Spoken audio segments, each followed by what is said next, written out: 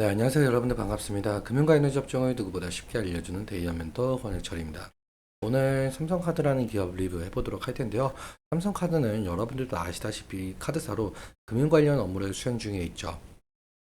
그리고 시장에서 저평가를 받으면서 밸류업 프로그램의 모멘텀을 가지고 있던 상황이었었는데요. 저번 주에 이 기업 밸류업 2차 세미나 발표가 되었었죠. 사실 기업 밸류업 2차 세미나 영상을 제가 라이브로 지켜보고 있었는데 내용들이 상당히 실망이 큰 부분이 있었더라고요. 그래서 그 부분 여러분들과 함께 확인해 보도록 하고, 사실 결국 기업 밸류업 프로그램 같은 경우는 세제 혜택이 상당히 중요한데, 이 세제 혜택 같은 경우는 이 야당인 민주당의 선택이 상당히 크죠. 그 이유에 대한 것도 같이 한번 확인해 보면서 천천히 얘기 나눠보도록 하겠습니다. 먼저 시작하기 전에 저희 데이업 채널에 오시면은 모든 종목들을 커버해 드리고 있으니까 찾아와 주시면 정말 감사하겠고, 영상도 끝까지 지켜봐 주시면서 댓글로 궁금하신 것들 남겨주시면은 다음 영상에서 말씀을 드리도록 하겠습니다.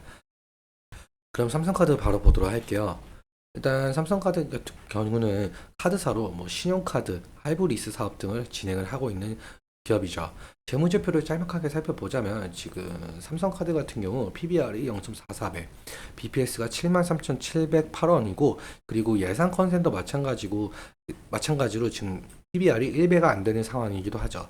그래서 시장에서 저평가를 받고 있다는 것을 좀 알 수가 있을 텐데요. 그런데 여러분들도 아시다시피 올해 1월 말쯤부터 해서 이 기업 밸류업 프로그램 이슈가 있었잖아요. 이 기업 밸류업 프로그램 같은 경우 저평가가 되어 있는 기업의 가치를 개선시킨다는 정책이었었죠. 주요 내용 좀 짤막하게 살펴보자면 상장사의 주 투자지표를 활용해서 비교 공시를 하고 상장사들에게 기업가치 개선 계획 공표하도록 권고하고 그리고 우수기업으로 선정된 상장지수 펀드를 도입을 하겠다라는 내용이었습니다. 세부 내용도 함께 살펴보자면요. 세부 내용이 2월 26일에 1차 세미나를 열면서 발표를 했었었는데 이때 금융위원회는 기업 밸류업 지원 방안, 즉 한국 증시 저평가 해소를 위해서 7월부터 상장사들에게 기업가치 재고 계획을 스스로 공시하도록 하겠다라고 밝혔었고 그리고 바로 저번 주 5월 2일에 2차 세미나를 열면서 가이드라인을 최종적으로 확정시킨다고 했었죠. 사실 지금 현재 최근 시장을 보자면 윤석열 정부의 총선 참패라든지 그리고 고금리가 지속되는 상황, 중동의 지정학적 위기가 좀 겹치면서 국내 증시가 좀 약세 기조를 보이고 있었는데요. 원래는 이 기업 밸류업 자율 공시가 하반기에 열리기로 했었는데 갑자기 5월로 앞당긴다라고 하면서 이 기업 밸류업 정책의 속도를 내려고 하고 있는 상황으로 보이고 있었죠.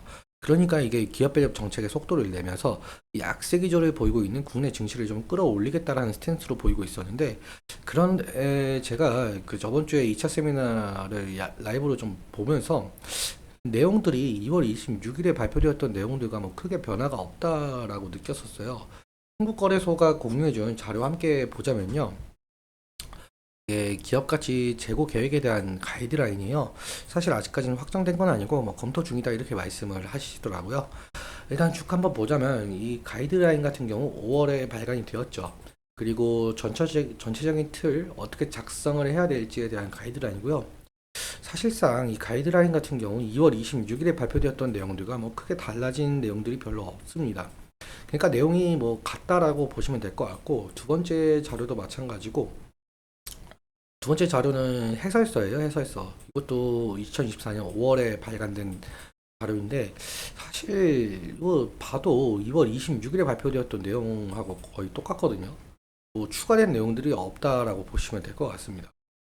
그리고 세 번째 자료도 마찬가지로 향후 계획에 대한 내용이 담겨져 있었는데 이 부분에 관련해서도 2월 26일에 이미 발표가 되었었죠. 그래서 사실상 뭐 달라진 게 없다. 네 번째도 마찬가지예요. 대부분 발표 자료들이 거의 같은 내용들. 그러니까 이 제일 중요한 이 세제 혜택, 이 세제 혜택이 전혀 없었어요. 사실 제가 저번에도 한번 말씀을 드렸었는데 이 기업 밸류 프로그램 같은 경우는 정부의 정책만으로는 실행을 할 수가 없거든요. 민주당의 선택이 상당히 중요해요. 일단 이 이유에 대해서 못 들으신 분들을 위해서 다시 한번 말씀을 드려보자면 야당인 민주당 측에서는 이 기업 밸류 프로그램을 좀 반대하는 입장은 아니었어요. 그런데 이 민주당 측은 소액주주 권익을 보호하기 위한 정책을 실행을 하려고 했거든요. 즉 기업들의 이익과 좀 반대되는 상당한 내용을 가진 정책을 공약을 한 바가 있었죠. 그래서 기업의 자발적인 주주하는 노력과 세제 혜택에 초점을 맞춘 정부와 여당의 정책 방향성과는 아주 크나큰 차이가 있었어요. 앞서 말씀드린 대로 이 4월 총선에서 여당인 국민의힘이 패했고 야당인 더불어민주당이 승리했었죠. 그래서 더욱더 현 정부의 기업 밸류업 정책에 좀 제동이 걸릴 것이다라는 시장 평가가 있었습니다. 다시 정리해서 말씀을 드려보자면 사실 기획재정부가 밸류업 정책의 세제 혜택으로 제시한 이 법인세 세액 공제라든지 아니면 배당소득세에 대한 분리과세 같은 경우는 세법 개정을 시켜야 하는데 이 세법 개정 같은 경우 당연하게도 국회 동의가 있어야겠죠. 그러니까 민주당의 동의가 있어야 실행이 될 수가 있거든요. 그런데 이런 세법을 다수당을 차지한 민주당이 부자 감세로 규정을 하게 되면서 국회 법안에 반대할 경우엔 세법 개정이 상당히 어려워지게 되겠는데 그렇다면 이 기업 밸류업 프로그램도 무산이 될 가능성이 상당히 높을 것 같습니다. 그래서 아직까지 세제 지원 같은 경우 여전히 검토 중이다라는 입장을 내세우고 있는 것 같은데요.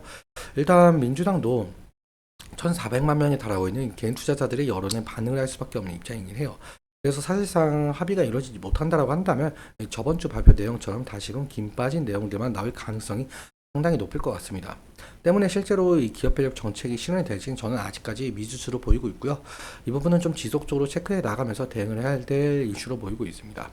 그럼 차트 보면서 마무리 설명 짓도록 할게요. 삼성카드 차트를 보시면은 아무래도 이 금융사이다 보니까 금융테마 형성이라든지 호실적 기대감이 모멘텀으로 작용을 하면서 주가 변동성이 나타내고 있는데 지금 오늘 상승 이유가 거의 그 실적 발표를 했었었죠. 사실 2023년 1분기 대비 좀 좋게 나왔었어요.